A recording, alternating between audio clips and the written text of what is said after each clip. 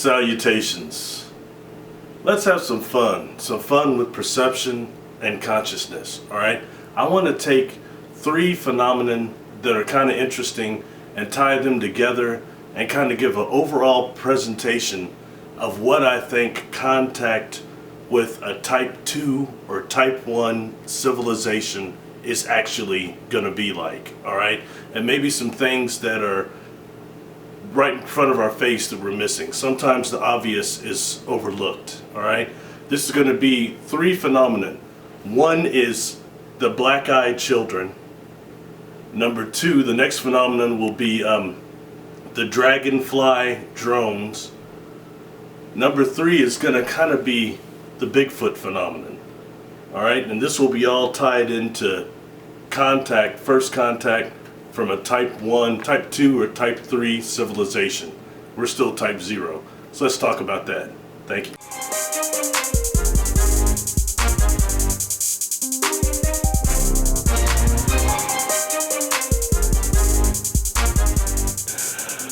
The black-eyed children. Let's talk about that first. Alright, the black-eyed children was a phenomenon that I noticed really starting to surface.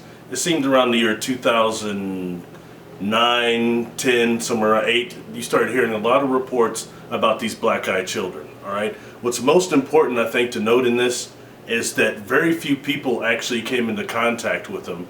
And when they actually appeared, that they generated this fear, but they didn't actually do anything. They asked to come into the house or something, people would not let them in.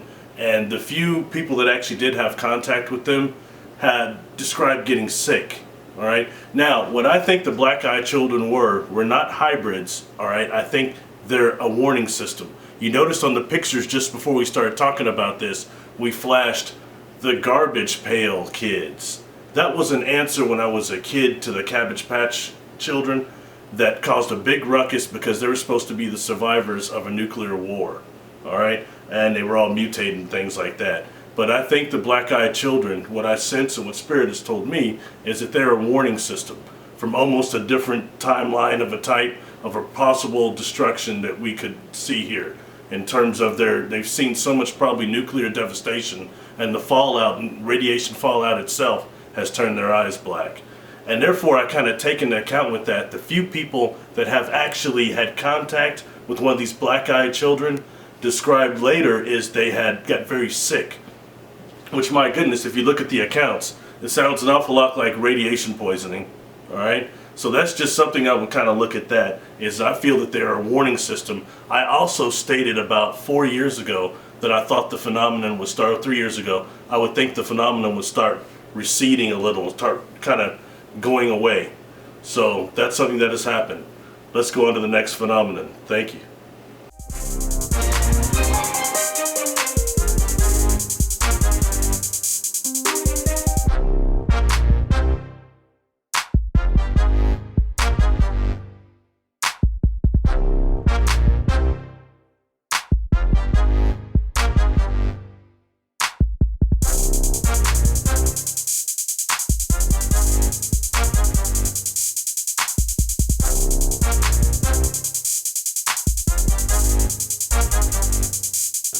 Oh my, the Dragonfly Drones. Now I talk about this frequently, alright? There's a couple of things about the Dragonfly Drones, the Chad Dragonfly Drone, and also the Big Basin Dragonfly Drone, alright? They were seen, first of all, the pictures that people have seen of them that you just saw now have those symbols on them that look not like just crop circles, but going back to the carrot documents that Linda Moulton Howe has, saying that those are actually blueprints for self-activating software. So that takes us back into that realm of self-activating machines, self-replicating and self-repairing machines. Alright, these Dragonfly drones. But something else, these Dragonfly drones, there's been many that have been seen, some that don't go as reported. Alright, and they tend to phase in and out of reality, it seems like, out of visual accountability anyway. But somebody, a couple of, one guy, electrician I think he was, he reported that on Earth Files, that's on there, that he says he saw one of these and it was near a tree. Like, all of these Dragonfly drones are seen near trees. Look at the pictures we just flashed on here. Alright, when later on this tree seemed to suffer from, extreme damage, all right? And when he took pieces of it to get analyzed, this tree had a lot of palladium in it, which is normally a sign of nuclear fission. So that's something to take into accountability, all right? That why these are seen near trees. And in actuality, I believe that these Dragonfly drones are using the trees as a mode of communication with what is supposed to be with humanity. There's a global network system. That was shown in that movie Avatar, I believe, but that's real. Here on this planet, we have a connection with the trees. But guess what? Humanity, a lot of us, have lost that ability to communicate with the trees. So therefore, this type 1 civilization is sending these drones out that are waiting for humanity to be able to communicate again with our own biosphere. One more phenomenon, quick rundown on it. Thank you.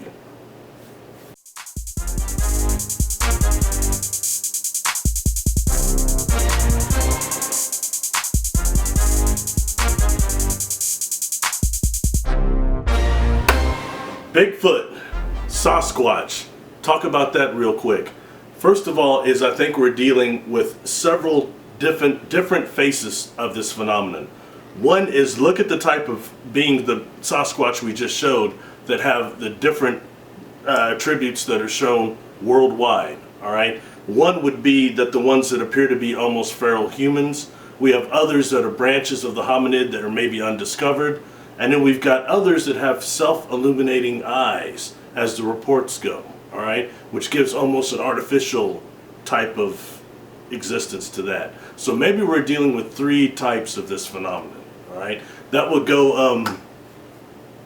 I advise everybody to maybe look at Ed Dames' remote viewing Bigfoot. All right, check that out on YouTube. Put in Ed Dames remote viewing Bigfoot, and listen to what he said that when he was with the government, what they actually had saw, as far as that part of the project, what they saw when they actually tried to remote view Bigfoot and Sasquatch.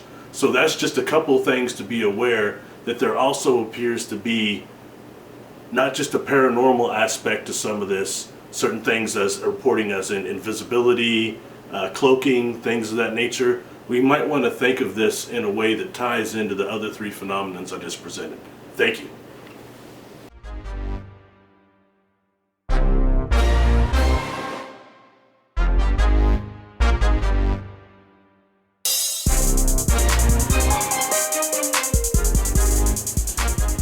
Conclusion.